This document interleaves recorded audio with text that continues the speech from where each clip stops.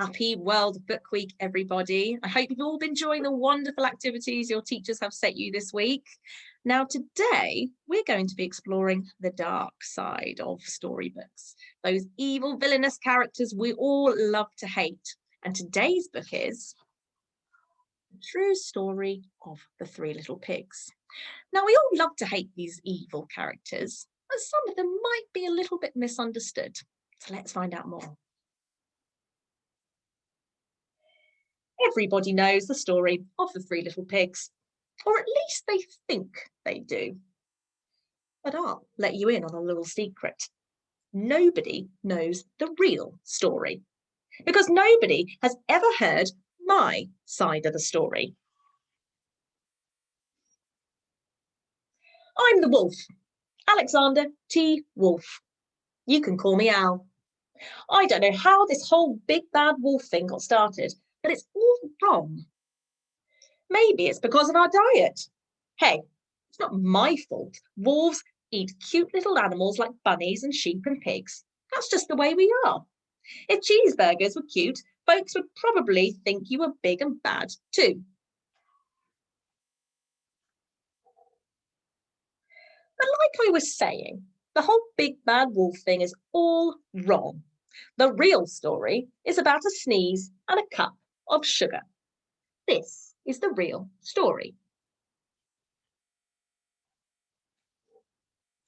Way back in Once Upon a Time, I was making a birthday cake for my dear old granny. I had a terrible sneezing cold. I ran out of sugar.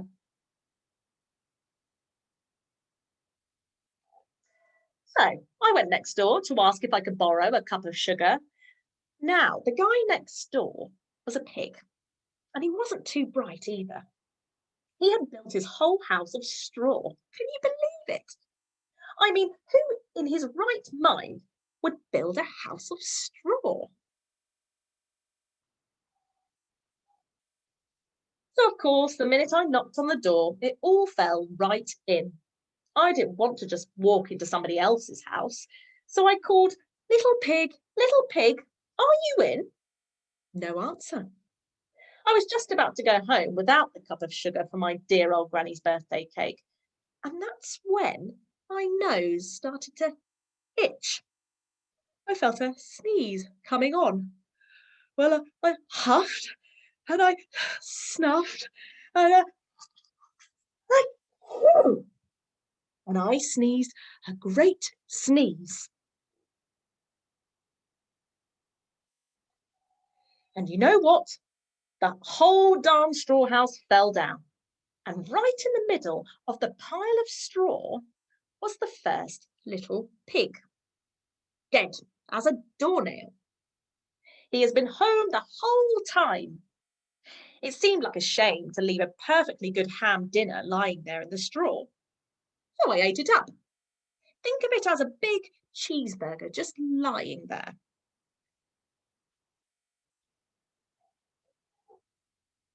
I was feeling a little better, but I still didn't have my cup of sugar. So I went on to the next house. The guy who lived there was the first little pig's brother. He was a little smarter, not so much. He had built his house of sticks. I rang the bell on the stick house, and nobody answered. I called, Mr. Pig, are you in? He yelled back, go away, wolf, you can't come in. I'm shaving the hairs on my chinny chin chin.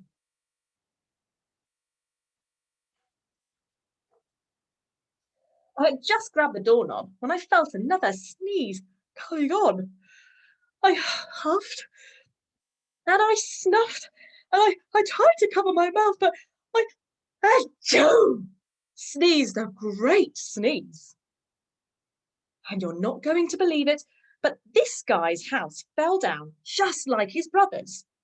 When the dust cleared, there was the second little pig, dead as a doornail. Wolf's honour. Now, you know food will spoil if you just leave it out in the open. So I did the only thing there that was to do. I had dinner again. Think of it as a second helping. I was getting awfully full, but my cold was feeling a little better, and I still didn't have that cup of sugar for my dear old granny's birthday cake. So I went to the next house. This guy was the first and second little pig's brother.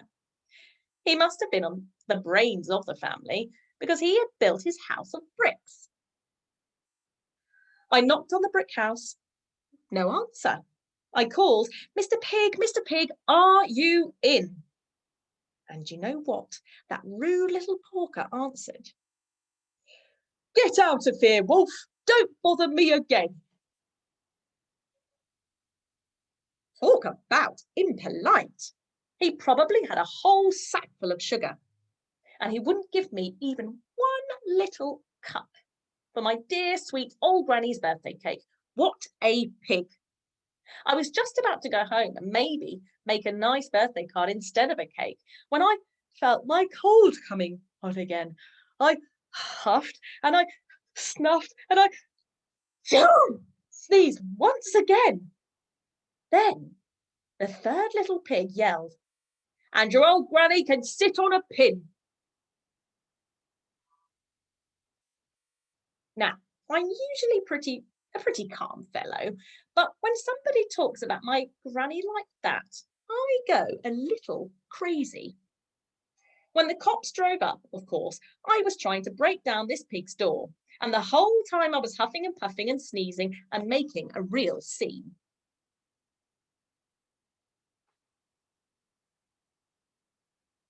The rest, as they say, is history. The news reporters found out about the two pigs I had for dinner. They figured a sick guy going to borrow a cup of sugar didn't sound very exciting. So they jazzed up the story with all of that huff and puff and blow your house down, and they made me the big bad wolf. That's it, the real story. I was framed. But maybe you could loan me a cup of sugar? Written and as told by John Skieska, illustrated by Lane Smith. So there we have it today, guys. So our task for this activity, I'm just going to share with you now. Okay, so as you can see, there are a list of typical villains you can see on the screen. So you have Miss Trunchbull from Matilda, you have Captain Hook from Peter Pan, Draco Malfoy from Harry Potter, and the Queen of Hearts from Alice in Wonderland. Now, what do you notice about all these characters? What do they have in common? Yes, they're all quite nasty and evil and create all these difficulties for the other characters, don't they? So our task today is you are going to be hot seated as a villainous character from one of your favourite stories. So choose your favourite villain from a book, film yourself. Now, it doesn't have to be you. You can also dress up maybe a toy of yours and maybe you can interview them as the villain. It's completely up to you. If you want to play the character and you want to be filmed, I suggest asking politely to a family member if they can interview you.